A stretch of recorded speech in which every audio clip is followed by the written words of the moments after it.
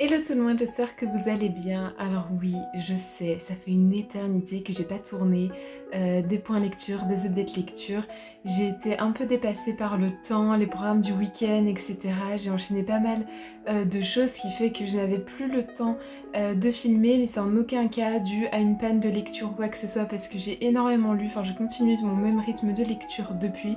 J'ai juste pas pris le temps de filmer des updates lecture qui pour moi nécessitent un peu plus de travail, donc du coup c'est pour ça que je vous ai fait des autres vidéos qui étaient un peu plus faciles à tourner, comme des unboxings, comme des hauls, etc. puisque c'est pas des choses où j'ai besoin de revenir, de retravailler dessus, et le montage est plus facile.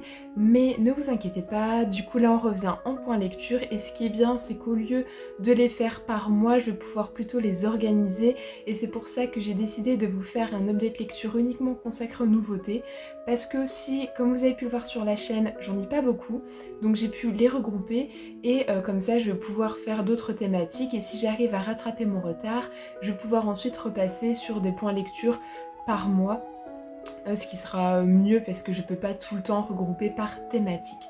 Donc là je vais vous parler de 4 livres. Et je vais vous expliquer aussi pourquoi, enfin une des raisons qui fait que je ne lis pas énormément de nouveautés, et je pense que cette raison vous parlera et que vous allez sans doute être concernés. Mais là, revenons-en plutôt à nos nouveautés, et je vais d'abord commencer par L'été de la sorcière. Alors c'est un livre que vous avez peut-être vu beaucoup passer. Moi je l'ai surtout pris parce qu'on me parlait de sorcières, ça s'arrêtait là, et j'aimais beaucoup la couverture. J'ai vraiment adoré, c'était un coup de cœur. On est typiquement sur la littérature japonaise que j'aime énormément, c'est-à-dire avec beaucoup de poésie, beaucoup de beaux messages. On n'est pas sur des histoires incroyables, on est au contraire sur des histoires du quotidien. Vous pouvez énormément vous retrouver dans ces histoires-là, et on sublime ça par des moments de calme, des moments de réflexion, on sublime des moments du quotidien, et c'est ce que j'aime beaucoup, et j'étais ravie en fait de découvrir cette autrice et de découvrir ce récit. Ici en fait on va surtout parler de cette relation grand-mère-petite fille, et en fait des journées qu'on peut passer chez sa grand-mère, ou avec une vie plutôt simple, mais en fait finalement ce qui fait les meilleurs souvenirs, puisque c'est cette relation particulière qu'on peut avoir avec sa grand-mère. Donc ici on va suivre Mei qui ne veut plus aller à l'école, donc on comprend qu'elle se fait harceler, et en fait elle ne veut plus y aller. Ses parents qui travaillent du coup vont décider de l'emmener chez sa grand-mère qui va l'accueillir. Donc sa grand-mère est d'origine anglaise, mais a débarqué assez jeune au Japon, et donc aujourd'hui en fait parle parfaitement japonais et perpétue en fait la manière de vivre et les traditions japonaises, mais ses origines anglaises se font sentir par moments. Et donc Mei va passer quelques semaines avec sa grand-mère. Donc on est en été, et en fait vous allez avoir toutes ces journées qui sont rythmées par une vie assez simple, puisque sa grand-mère vit à la campagne, donc elle a son propre potager, elle a ses poules, elle n'a pas forcément les derniers équipements, donc en fait c'est des vies du quotidien qui peuvent parfois prendre plus de temps. Faire à manger, faire ses propres confitures prend plus de temps, faire les lessives puisque c'est tout fait à la main, mais en fait c'est revenir un peu aux choses simples. Et en fait on parle de sorcière puisque sa grand-mère va lui apprendre notamment les bienfaits de certaines plantes, et va lui aussi apprendre un rythme de vie pour avoir une vie saine, quelques conseils qu'on pourra associer à la méditation pour notamment chasser les mauvaises idées, comment en fait avoir un rythme de vie, se lever tôt, se coucher tôt, pour en fait permettre justement une vie saine, et ce qui fait qu'on ne va pas tout le temps ressasser des idées assez sombres.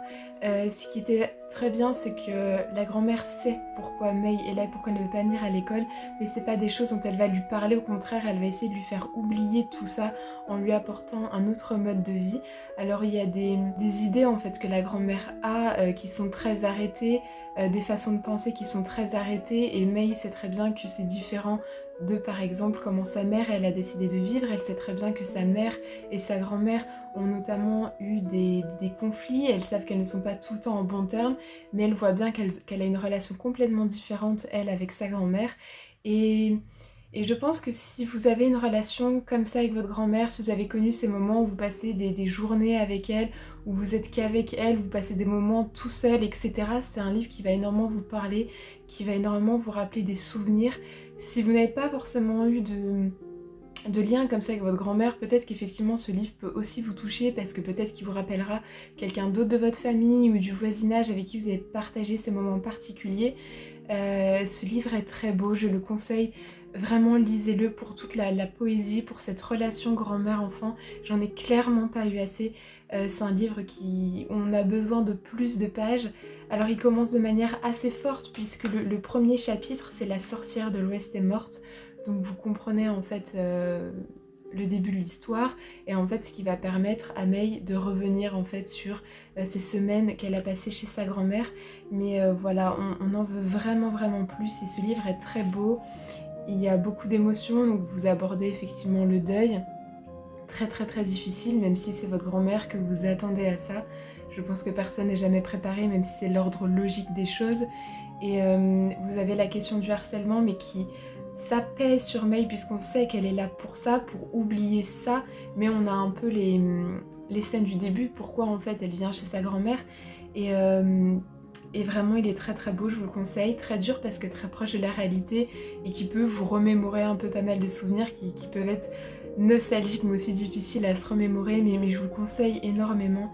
Donc voilà, si vous avez envie de vous replonger dans ce genre d'histoire, dans ce genre de souvenirs, cette relation grand-mère-petite fille, je vous le conseille énormément. Et vous avez toute cette littérature japonaise, tout aussi cette tradition japonaise que vous aurez et je peux que vous le conseiller, c'était vraiment un gros coup de cœur pour moi.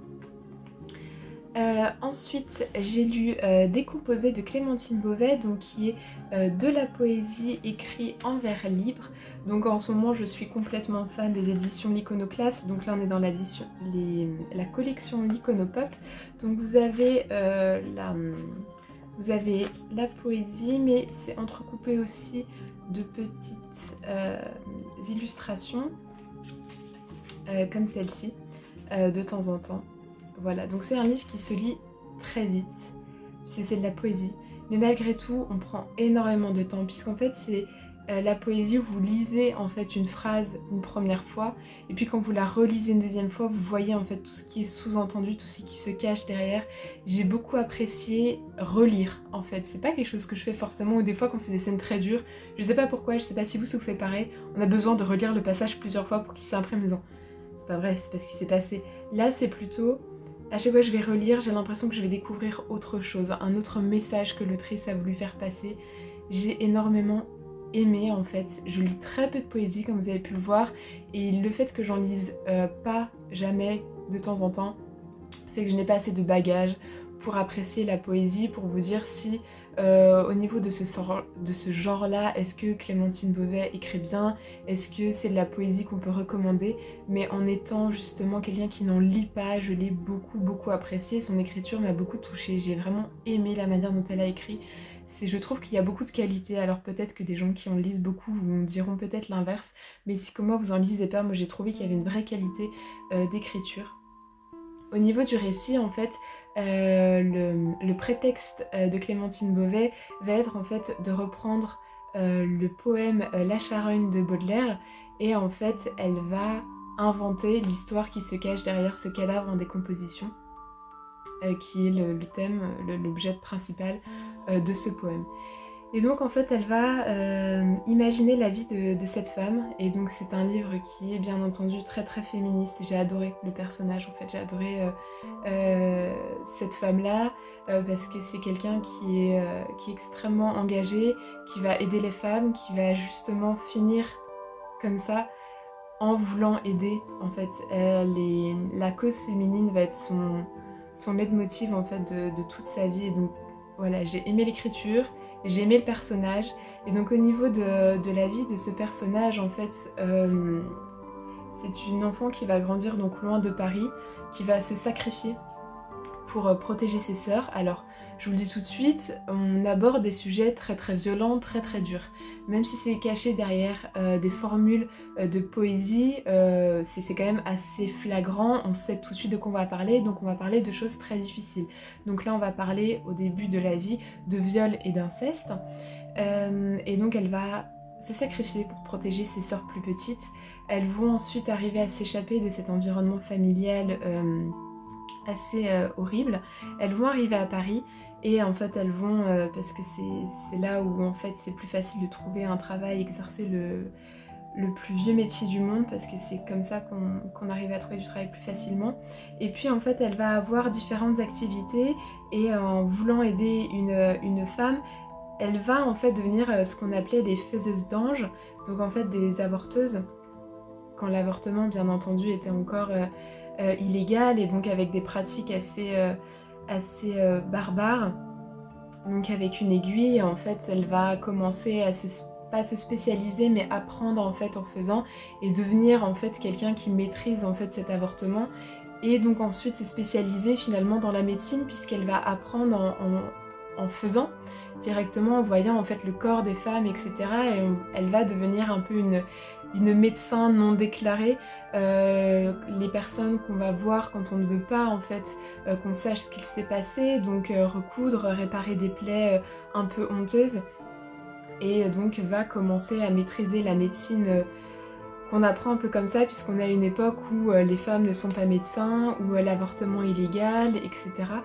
Et ensuite elle va vouloir défendre les femmes, vouloir défendre un peu contre l'abus des hommes, contre le comportement des hommes, et c'est ce qui va l'amener à sa perte, puisque vu que vous savez qu'on part du poème La Charogne, vous savez que c'est elle en fait, le corps en putréfaction, que découvre le poète, donc vous savez d'avance comment elle va finir, mais vous voulez du coup comprendre comment ça va arriver, mais vous êtes en fait, au début, vous êtes là, vous dites « Ok, je veux savoir pourquoi elle a fini comme ça », mais son histoire est tellement incroyable que finalement, c'est pas ça qui vous intéresse, c'est comment elle a vécu, ses convictions, ce qu'elle a défendu. Et j'ai beaucoup aimé en fait ce personnage, comme je vous disais, pour son engagement, pour ce qu'elle voulait défendre. Donc ça se passe au 19e siècle, et vraiment j'ai aimé ce personnage, j'ai aimé l'écriture, en fait voilà, j'ai tout aimé dans ce livre-là qui se lit très vite, mais je pense que vraiment il pourrait vous convaincre, même si vous lisez pas beaucoup de poésie, parce que c'est abordable tout en ayant cette qualité qui fait que vous vous rendez compte qu'il y a des messages cachés derrière. Et je peux que vous le recommander aussi, parce que c'était un vrai coup de cœur, et malheureusement je l'ai lu trop vite, mais parce qu'il fait vraiment pas beaucoup de pages, et étant donné que c'est écrit en vers libre, vous lisez aussi très vite. Vous passez pas énormément de temps par page, même si vous vous attardez sur certaines expressions, vous attardez sur certains vers pour encore plus apprécier en fait ce qui est dit. Mais voilà, si ça vous intéresse, l'histoire d'une femme au 19e siècle qui débarque à Paris et qui essaye de faire sa place, et qui apprend en fait en faisant, qui va exercer des métiers en fait qui soit sont destinés qu'aux femmes, soit qui ne sont pas pour les femmes, et qu'elle va faire finalement en étant cachée. Voilà, j'ai vraiment aimé ce personnage, et je vous recommande beaucoup Décomposé de Clémentine Beauvais. Ensuite, donc j'ai lu Au prochain arrêt, et ce livre je l'ai lu parce que de ce même auteur j'avais lu Mémoire d'un chat, qui faisait partie de mes coups de cœur 2020, donc je vous remets la vidéo si ça vous intéresse en petit, comme ça vous pouvez voir de quoi parle ce livre. Là on n'est pas sur un coup de cœur comme Mémoire d'un chat, mais on retrouve cette fameuse littérature japonaise où on part des scènes du quotidien qu'on sublime, qu'on est beaucoup dans la poésie, et que j'ai vraiment beaucoup aimé. Ici en fait, alors au-delà de la couverture que j'ai trouvée très belle, et même si le format du livre est un peu perturbant puisqu'on est sur un livre tout en hauteur, ce livre en fait va parler de la ligne reliant Takarazuka à Nishinomiya. Donc je ne pourrai jamais me rappeler de ces noms sans lire. Donc en fait c'est qu'une ligne de train, et en fait l'auteur va décider au fil des différents arrêts qu'il y a sur cette ligne, donc en fait chaque chapitre a le nom d'un arrêt différent de cette ligne, de personnages qui empruntent ce train. Et en fait j'ai beaucoup aimé, puisque en fait vous partez d'un personnage qui va en fait soit voir, soit croiser, soit rencontrer un autre personnage, et puis là vous allez avoir l'histoire de ce personnage qui va en croiser un autre et vous allez suivre ce personnage. Un autre personnage rentre dans le train et c'est lui que vous suivez. Donc si vous n'aimez pas par contre les récits où il y a plein de personnages qui se succèdent, peut-être que vous allez vite être perdu, moi j'aime énormément ça. Et donc en fait, vous allez avoir des personnages, ce que j'ai beaucoup aimé, c'est extrêmement varié. Déjà au niveau des générations, vous allez avoir des jeunes, vous allez avoir une grand-mère, vous allez avoir une femme, je crois qu'elle a à peu près 30 ans. Vous allez avoir un peu de tout. Vous allez les suivre en fait à un moment où ils rentrent dans ce train, donc un moment assez aléatoire de leur vie. Et en fait, vous allez les suivre et puis vous allez avoir un saut dans le temps et vous allez vous rendre compte où ils en sont maintenant. Et que parfois une rencontre, que ce soit sur le quai, dans le train, à la sortie de la gare, va en fait les changer. Et est-ce que c'est très réaliste pour prendre le train depuis 2 ans et demi matin et soir? Il ne m'est jamais arrivé quelque chose comme ça. Mais en fait c'était assez bien d'imaginer qu'effectivement on pourrait rencontrer quelqu'un qui va complètement changer notre vie. Alors cette expression est peut-être extrême, mais certains personnages en fait, c'est un peu ce qui leur arrive, c'est-à-dire qu'il y a une personne qui va changer complètement le cours de leur vie, qui va leur faire prendre conscience de quelque chose, ou au final vous rencontrez quelqu'un qui va intégrer leur vie. Donc j'ai vraiment aimé ces petits passages de vie au fil de ces arrêts de train. Certains arrivent avec des problèmes, d'autres non, et puis tout ce qu'apporte l'autre rencontre, des fois c'est juste remarquer une personne. En fait, c'est-à-dire que les personnes, si elles se croisent dans le train, elles n'auront pas d'interaction entre elles, mais en fait ça va nous permettre nous de suivre l'autre personne qui vient d'arriver dans le train. J'ai beaucoup aimé cet effet rebondissant en fait, où à chaque fois je suivais quelqu'un d'autre et je suivais leur évolution, parce que là il y a vraiment une évolution pour chaque personnage. Par rapport à quand on les a rencontrés et bien plus tard. J'ai trouvé que c'était pas frustrant dans le sens où on a vraiment en fait la suite des événements plus tard. C'est pas juste je croise quelqu'un, j'imagine un peu sa vie puis je ne la retrouve plus, donc il n'y a pas cet effet frustrant puisqu'on va vraiment suivre ces personnages. Vous avez énormément aussi des informations sur la vie en société. Vous avez par exemple comment une femme est vue dans le monde du travail, c'est-à-dire qu'en fait elle peut être très carriériste au début de sa vie, puis dès qu'elle se marie, ce qui est attendu d'elle, c'est qu'elle démissionne et qu'en fait elle reste chez elle pour s'occuper des enfants, et c'est uniquement les hommes qui eux vont être carriéristes jusqu'à la fin. Vous avez des choses comme ça, vous avez par exemple les relations de couple, en fait comment elles se forment, le fait de prendre énormément le temps dans la vie de couple. Vous avez par exemple des petites filles qui vont se précipiter pour prendre des places dans le train, qui vont se faire incendier par des personnes plus âgées en leur disant qu'en fait, vu qu'elles sont jeunes, elles doivent absolument laisser la place aux autres personnes. Vous avez vraiment des informations sociétales qui nous paraissent peut-être un peu plus extrêmes.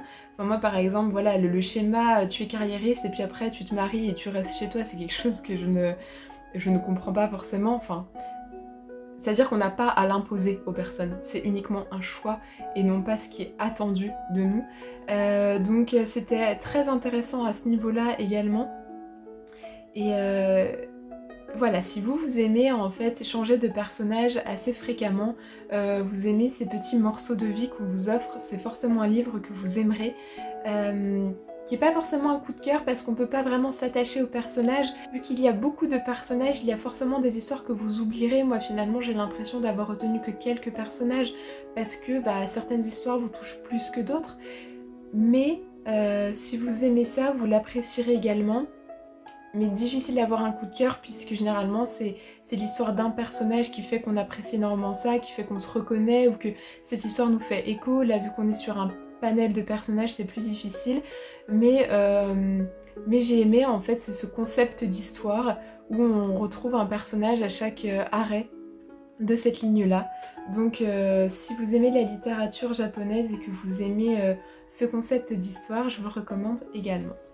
Ensuite, le dernier livre dont je voulais vous parler, c'était celui de Leila Slimani, Le parfum des fleurs la nuit. Donc en fait, c'est un livre avec un concept assez particulier, donc c'est pour ça que ça s'appelle Ma nuit au musée. En fait, on va demander à l'autrice si elle veut bien passer une nuit dans un musée, et donc plus particulièrement celui de Pointe de la Douane à Venise. Et en fait, ce prétexte va permettre à l'autrice de nous confier en fait beaucoup de ses pensées revenir sur son histoire, etc. Donc en fait c'est pas un roman, c'est pas l'histoire d'un personnage fictif, ça va vraiment être les pensées de cette autrice. Je n'ai encore jamais lu d'ouvrage de cette autrice, donc elle a notamment été récompensée par le prix Goncourt pour son livre Une chanson douce, mais moi je n'ai jamais lu. Donc peut-être que si vous appréciez déjà ces livres, ça va faire un complément pour encore mieux comprendre l'autrice, vous rapprocher un peu de l'autrice. Moi ça a été l'inverse, je l'ai découverte, ce qui m'a encore plus donné envie de découvrir ces récits. C'est pas quelque chose de voyeuriste, c'est pas un auteur qui a voulu en fait parler de ses pensées, écrire ses mémoires et on est là, bon ils vont encore nous parler de leur vie difficile d'écrivain, leur vie tourmentée et qu'on est complètement détaché. J'ai trouvé que c'était très intime et finalement le contexte, le décor de cette nuit au musée où elle se retrouve toute seule, dans un calme absolu, dans ces grands espaces, fait qu'on a vraiment l'impression d'être juste avec elle et qu'elle nous parle de sa vie, pas parce qu'elle a envie de raconter, qu'elle a envie en fait d'être écoutée ou qu'elle aime s'entendre parler, mais plutôt ces petites confessions de soirée comme ça et c'était très intéressant. J'ai notamment appris d'elle que voilà c'était quelqu'un d'extrêmement introverti, qui préférait la solitude, qui s'enferme toute la journée dans une petite pièce pour écrire, qui a tendance à refuser des sorties. Et donc ça c'était très intéressant de voir aussi ça, la pression qu'on ressent à écrire un autre livre, d'autant plus j'imagine quand on reçoit ce genre de prix on est énormément attendu. La partie notamment sur la recherche d'identité très intéressante, donc en fait l'autrice est marocaine et a passé son enfance au Maroc et en fait ce gap entre la vie occidentale et orientale, le fait de se sentir finalement quel est son pays finalement entre les deux, on se sent étrangère un peu entre les deux, la relation qu'elle avait avec son père et donc le process d'écriture, elle, sa manière de vivre et de fonctionner, j'ai trouvé ça vraiment intéressant et très intime, pas dans l'étalement de sa vie avec des choses complètement inintéressantes, se sent complètement détachée, mais comme je vous disais, comme une confession. J'ai trouvé que le lecteur finalement pouvait rentrer dans cette bulle et non pas comme écouter une interview où on n'a finalement pas très intéressé par ce qui se raconte. Donc c'est assez particulier parce qu'on va pas vous raconter une histoire, parce qu'en fait vous attendez pas de vous emmener quelque part, vous n'allez pas arriver quelque part, mais c'est une manière en fait de connaître un peu plus l'autrice. Il y a énormément de références littéraires, donc on voit effectivement qu'elle a un énorme bagage littéraire aussi, donc c'était assez intéressant et instructif de ce côté.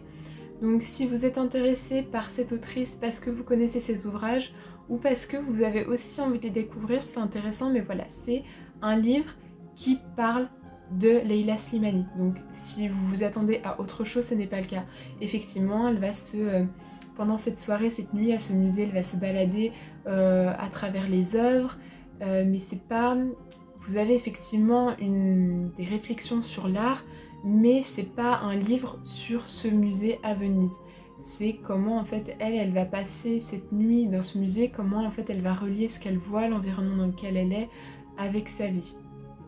Donc c'est très particulier comme concept, mais on leur demande pas de se renseigner sur l'exposition qui est en cours, sur le musée, on leur demande pas de faire en fait une revue sur l'œuvre, comment voir les œuvres la nuit, c'est pas ça du tout en fait, on leur demande juste de passer la nuit, ils font ce qu'ils veulent de cette nuit, elle ça lui a permis de revenir sur énormément de choses de sa vie, et j'ai trouvé ça vraiment très intéressant et une petite bulle d'intimité, une petite parenthèse si vous êtes entre des lectures peut-être un peu difficiles ou des lectures qui provoquent des émotions assez fortes, je trouve que c'est une petite bulle de calme qui est très intéressante et notamment par rapport à l'auteur et qui n'est pas en fait juste un déballage de sa vie qui n'aurait ni queue ni tête pour le lecteur.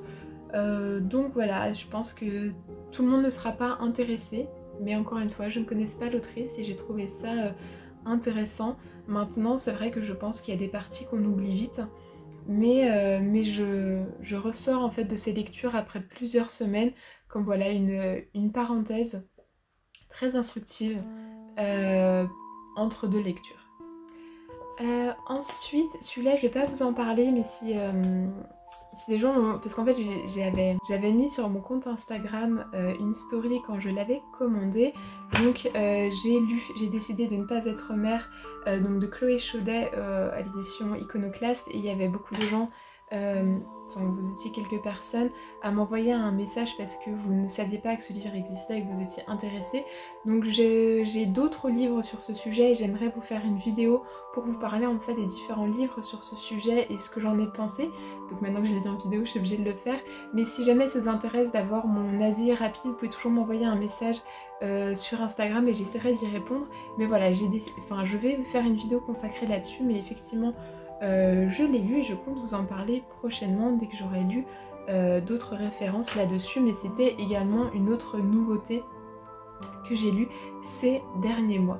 Donc la raison pour laquelle je ne lis pas énormément de nouveautés et que par exemple les livres que je viens de vous présenter c'est assez rare, c'est la question du prix. Puisqu'en fait, pour vous donner une idée, donc par exemple ce livre là, donc qui est un format un peu particulier puisqu'on est un peu plus grand qu'un livre de poche, fait moins de 200 pages, fait 183 pages et c'est un livre qui est vendu 18,50 €. Le livre L'été de la sorcière, pareil, on est sur un livre, c'est les livres grand format des éditions Piquier, il fait 160 pages, 165 pages et il coûte 18 €.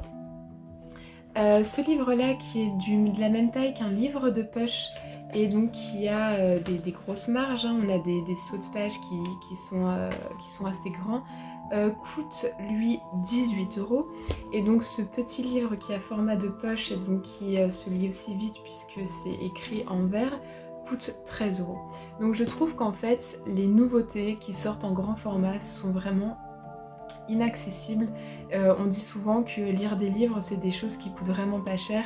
Des livres de poche vous êtes aux alentours de 6 à 8 € et peu importe le nombre de pages, vous avez des livres extrêmement épais qui restent en fait dans ces prix là et je trouve que là c'est des livres qui se lisent vite et qui coûtent extrêmement cher. Je veux dire à partir de quand les sorties coûtent maintenant pratiquement 20 €.